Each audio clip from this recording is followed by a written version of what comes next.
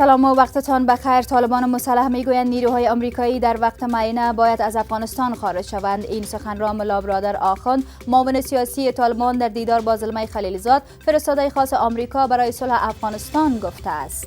پاکستان میگوید پروسه صلح افغانستان با خطر روبرو است. شاه محمود قریشی وزیر خارجه پاکستان گفته است یک فرصت مناسب برای صلح افغانستان مهیا شده، اما با چالش ها روبرو است. بانک جهانی به افغانستان 25 میلیون دلار آمریکایی کمک بلا عوض کرد. در اعلامیه این بانک نگاشته شده که از این پول برای سهولت در مکاتب ابتدایی و ثانویه کار گرفته خواهد شد.